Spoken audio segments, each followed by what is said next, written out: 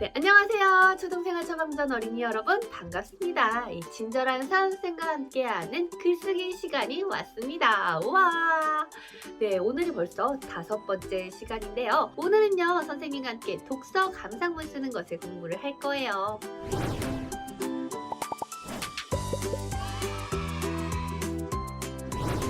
독서 감상문이라는 것은요, 책을 읽고 나서요, 내가 새롭게 알게 되는 것 또는 기억에 남는 장면, 이 나의 생각이나 느낌을 이렇게 글로 써놓은 것을 말을 합니다. 이 독서 감상문을 써놓으면 무엇이 좋을까요? 일단 책을 읽고 나서 이 더 많은 내용이 기억에 남겠죠. 그리고 나중에 이 독서 감상문을 펼쳐보면은 내가 잊어버렸던 내용도 다시 생각이 날 거예요. 이 독서 감상문이 어떻게 짜여져 있는지 한번 이 구성을 살펴보면은요. 가장 먼저 이 날짜를 씁니다. 내가 책을 읽은 이 날짜를 써놓는 거예요. 그러면 나중에 언제 읽었구나 하는 것도 생각을 할 수가 있고요. 또 내가 얼마나 자주 책을 읽는구나 이것도 알아볼 수가 있습니다. 그 다음 그 책을 누가 썼고 누가 그렸는지 이 글쓴이와 그린이가요. 이 책에 나와 있어요. 이 글쓴이는 지은이라고도 하죠. 그 다음 이 책의 출판사도 함께 또 적어 놓으면 좋겠죠. 그 다음은요, 우리가 독서 감상문에 제목을 써야 합니다. 제목은요, 그대로 책 제목을 그대로 가지고 와서 심청전을 읽고, 은혜 갚은 까치를 읽고, 이렇게 써도 되지만은요, 내가 인상 깊었던 그 부분을 이렇게 제목으로 만들어서 써도 좋아요. 그래서, 예를 들면은 심청전에 관련된 이야기를 쓴다라면, 하늘도 감동한 효심. 이런 식으로 내가 제목을 붙여주는 것이죠. 그 다음에 그 제목의 밑에 이 부제로 책 제목을 넣어주는 거예요. 그러면 하늘도 감동한 효심, 심청전을 읽고 이런 식으로 말이에요. 그 다음에 은혜는 꼭 갚자, 은혜 갚은 까치를 읽고 이런 식으로요. 어떤 제목을 한 줄 내가 만들어서 쓰고 그 밑에 책 제목을 넣어서 무엇을 읽고 이런 식으로 쓰면 가장 좋습니다. 그 다음은요. 이제 책을 읽었을 때 이 책을 읽게 된 동기, 책을 읽게 된 이유 아니면 이 책을 제일 처음 만났을 때 그 첫인상 이런 것에 대해서 이 첫 부분에 써주는 거예요. 그래서 내가 이 학교에 독서 감상문 쓰기 숙제를 하려고 어떤 책을 읽을까 찾아보다가 이 책을 읽게 되었다. 이런 식으로 써도 좋고요. 아니면 서점에 가서 재미있는 책을 고르다 보니까 이 책의 표지가 마음에 들어서 고르게 되었다. 혹은요. 이 책 표지에서 이 심청전이 꽃에 있는 모습이 너무 예뻐서 책을 고르게 되었다. 네, 이렇게 책을 읽게 된 동기, 이유, 그리고 책 표지를 보고 나서 느낀 점 등을 첫 부분에 써주는 겁니다. 그 다음은요, 책의 줄거리, 책의 내용을 써줘야 되겠죠. 이 책의 줄거리를 보통 처음부터 끝까지 모두 다 쓰는 경우가 있어요. 그런데 이 모두 다 쓰면은 느낀 점을 쓸 공간도 부족해지고요. 모두 다 쓰기에는 좀 힘들 수가 있거든요. 그래서 이 책의 줄거리 부분을 쓸 때는요, 어떤 것들을 써주냐면요. 먼저 이야기 전체적으로 이 책이 어떤 책인지 소개하는 내용을 처음에 넣어주는 거예요. 그래서 예를 들면 심청전이다 라고 하면 심청이가 아버지인 신봉사를 위해서 이 인당수에 빠져서 아버지의 눈을 뜨게 하는 이야기다. 이런 식으로 아주 간단하게 쓰는 거예요. 예를 들면 공룡에 대한 어떤 공룡 대백과 이런 책을 읽었다. 그러면 이 책은 이 공룡에 대한 그런 궁금증을 풀어볼 수 있는 그런 책이다. 이런 식으로 말이에요. 그래서 이 책이 어떤 책인지를 좀 한 줄, 두 줄로 이렇게 간단하게 소개할 수 있도록 처음에 이렇게 나타내 주고요. 그 다음에 모든 줄거리를 다 소개하기보다는 거기에서 인상 깊은 부분만 소개를 하는 거예요.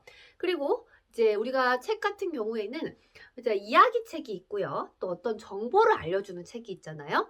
이야기책 같은 경우에는 그 안에 등장인물들이 있어요. 그러면 등장인물을 간단하게 소개를 해줘도 좋겠죠. 그래서 심청이는 신봉사의 딸이고 신봉사는 심청이의 아버지인데 눈이 잘 보이지 않는다. 그리고 심청이 어머니는 일찍 돌아가셨고 이런 식으로 이렇게 간단하게 등장인물을 소개를 해주는 것도 좋습니다. 이런 이야기책이 아니라 또 뭔가 아까 공룡 대백과처럼 새로운 정보를 알게 되었다 그러면 그 중에서 내가 새로 알게 된 사실 또 이야기책 같은 경우에는 또 가장 인상 깊은 부분, 그 부분을 가지고 오는 거예요. 그래서 심청이가 인당수에 빠지는 부분이 인상 깊었다. 혹은 공룡 중에서 이렇게 하늘을 날아다니는 그 익룡들이 있다는 사실이 놀라웠다. 이런 식으로 내가 놀라웠던 부분, 새로 알게 된 부분, 인상 깊었던 부분, 이런 부분을 또 책의 내용으로 써주는 겁니다. 네, 그 다음에 이제 줄거리가 들어갔으면은요, 느낀 점, 이 감상이 들어가야 되겠죠.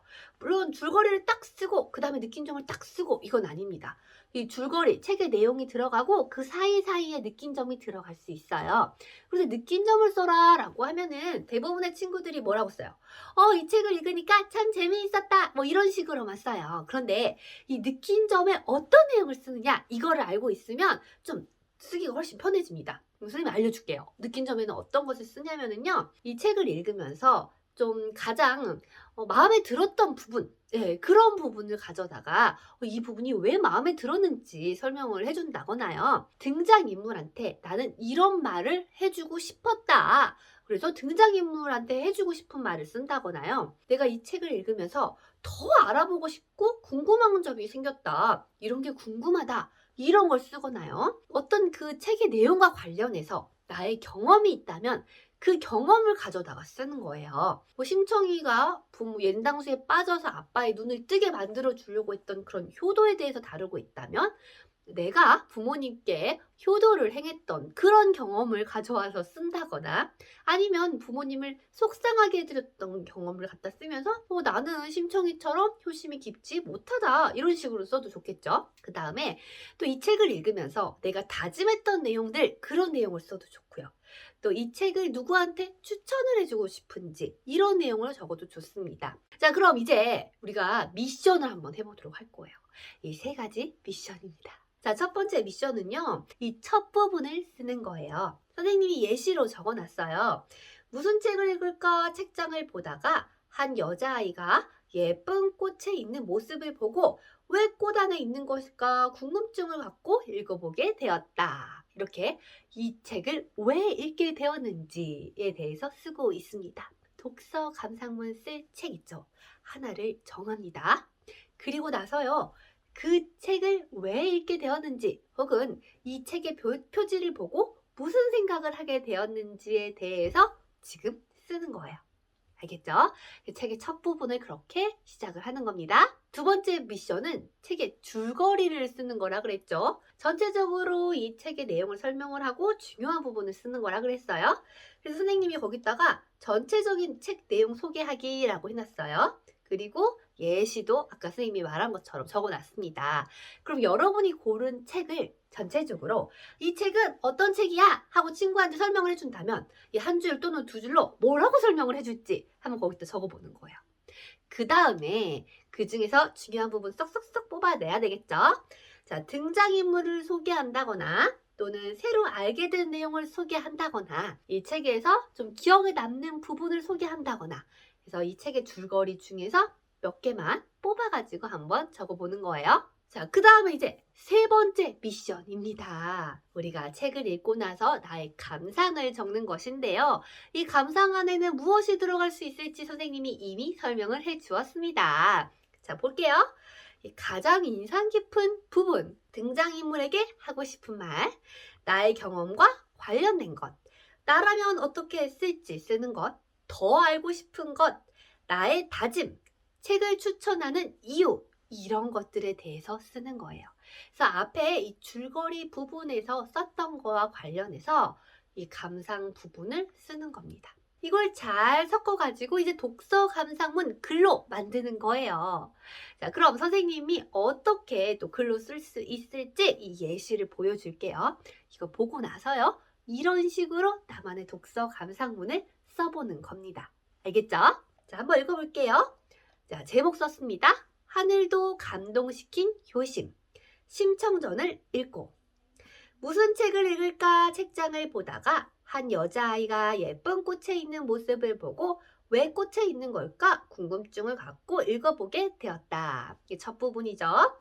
이 책은 심청이가 아빠인 신봉사의 눈을 뜨게 하기 위해 인당수라는 곳에 몸을 던지는 이야기다. 이거는 책의 전체적인 부분 또는 시작 부분, 이거를 바로 처음에 딱 알려주는 거예요. 신봉사는 심청이의 아버지로 눈이 안 보인다. 심청이의 어머니는 일찍 돌아가셨다. 네, 여기까지는 좀 등장인물을 살짝 소개를 했습니다. 그 다음에는 이제 인상 깊었던 부분이나 중요한 사건들만 갖다가 쓰는 거예요. 어느 날 신봉사는 딸이 늦는 게 걱정되어 마중을 나갔다가 개천에 빠진다. 그 길을 지나던 화주승이 물에 빠진 신봉사를 구해주었다. 부처님께 쌀 300석을 바치고 열심히 기도하면 눈을 뜰 수 있다는 화주승의 말에 신봉사는 그만 공양미 300석을 시주하겠노라고 약속했다. 신봉사가 얼마나 간절하게 눈이 뜨고 싶었나 생각이 들지만 지키지 못할 약속을 함부로 해서 이해가 되지 않기도 했다. 내가 기억에 남는 사건을 쓰고 그 느낀 점을 썼어요. 바로 이어서. 그 다음에 이제 가장 인상 깊었던 부분은 심청이 아버지를 위해 인당수에 빠지는 장면이다. 나라면 무서운 바다에 몸을 던지지 못했을 것이다. 나의 경우에는 어떻게 했을지 썼습니다. 나는 어머니께서 편찮으셨을 때 따뜻한 물을 갖다 드리고 물수건을 바꿔드린 적 있다. 하지만 바다에 빠지는 것은 고민이 될 것 같다. 나의 경험을 썼어요. 심청이가 황후가 되고 아빠를 다시 찾는 부분은 참 감동적이고 다행이라는 생각이 들었다. 여기도 이 줄거리를 다 쓰는 게 아니라 또 이 부분을 가지고 와서 자기 느낀 점을 붙여가지고 쓴 거예요. 나는 심청이만큼은 아니더라도 부모님께 효도를 하는 딸이 되고 싶다. 이 책을 부모님 말씀을 안 듣고 속상하게 하는 친구들에게 추천해주고 싶다. 나의 다짐에 대해서 썼죠. 내가 이제 부모님한테 효도를 하는 딸이 되겠다. 그리고 이 책을 누구에게 추천해주고 싶은지에 대해서 쓰면서 이 독서 감상문을 마무리를 하고 있습니다. 네, 우리가요, 독서 감상문을 쓰는 방법은 여러 가지가 있어요. 그림을 그릴 수도 있고요. 또 주인공한테 상장을 줄 수도 있고 여러 가지 방법이 있지만은요. 그래도 이렇게 글로 한 편을 쭉 쓰는 연습을 해보아야 합니다. 또 이 글로 쭉 쓸 때 막연하게 줄거리를 쓰세요, 느낀 점을 쓰세요, 그럼 무엇을 써야 될지 잘 모르니까요. 이 선생님이랑 오늘 연습한 것처럼 이 독서 감상문의 시작을, 이 첫 부분을 책을 읽게 된 동기로 딱 하고요. 책의 어떤 전체적인 내용에 대해서 한두 줄로 쓰고요.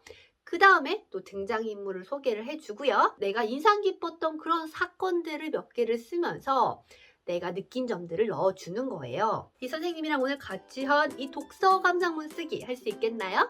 이 선생님과 배운 아이템 쏙쏙쏙쏙 활용해서요. 우리 친구들만의 독서 감상문도 글로 꼭 써서 이 인증샷 찰칵찰칵 찍어서 또 올려주면 좋겠어요. 네, 우리 친구들 할 수 있습니다. 화이팅! 네, 그럼 선생님이랑 또 다음 시간에 멋진 글쓰기를 해보도록 하자고요. 우리 친구들 안녕!